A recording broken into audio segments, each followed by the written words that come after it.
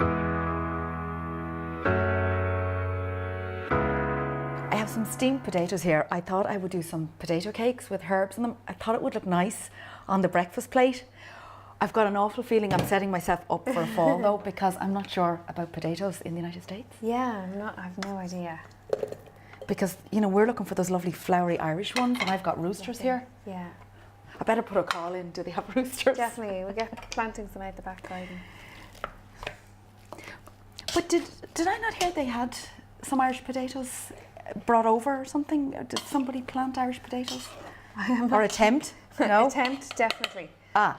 I don't know where they came from, but yeah, so my mum used to spend every summer over there, and she would have put together every year a bit of a garden for Savina because she wouldn't have the greenest fingers. So there's been quite a few things, and Mum would be known for slipping a few things past the customs when it comes to growing. Nothing illegal. So would potatoes been one of them? Yeah, I'm not too sure where the thing about the potatoes with Mum.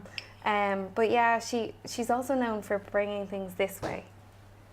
So things that she might see growing that she liked, they could be found in her handbag as we leave certain places.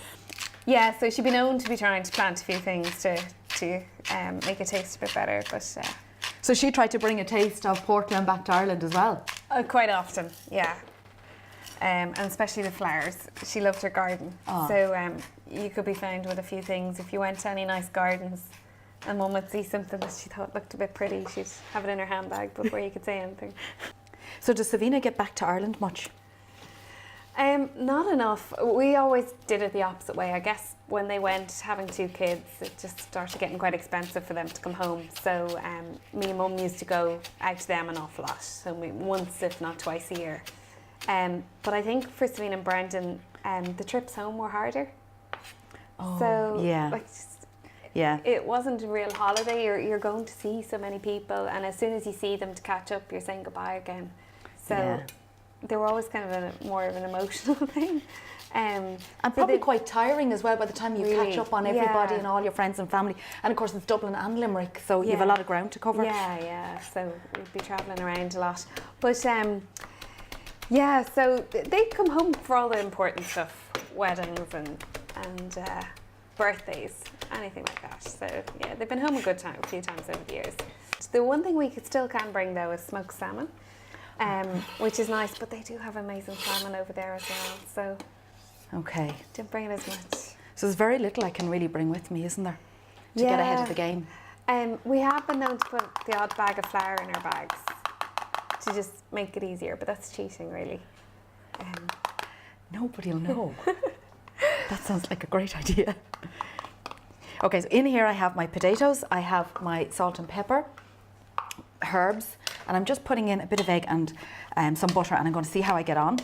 And then I put in some flour to dry it out a little bit. Okay. Looks tasty like that. It's just perfect mash, isn't it? Butter and Irish potatoes. Yeah, so you can, I mean, there are recipes where you can actually cook it just like this, but it tends to be more loose.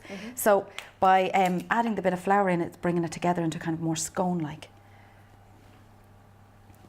And we'll see how we get on. Everybody loves mashed potato, don't they? And it's never the same when you're abroad. No. There is really a big difference in our potatoes here.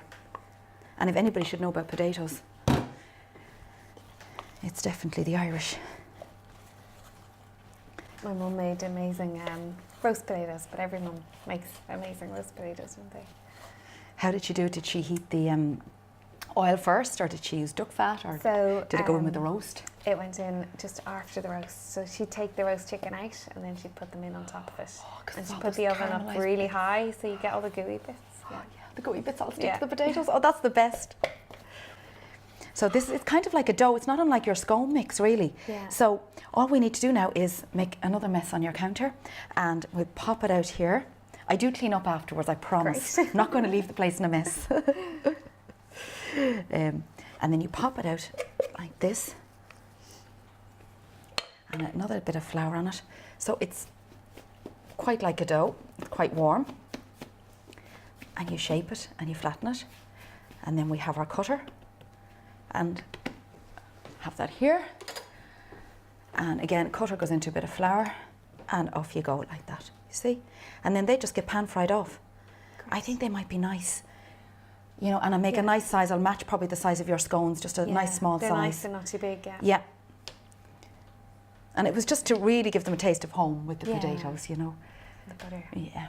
So when this heats up then, I usually do a mix of butter and oil because the butter can burn, but I like the flavour of butter. Sure. So, and I'm not worried at all about the butter because I know you can get Irish butter in the that, United States, so that's not an issue.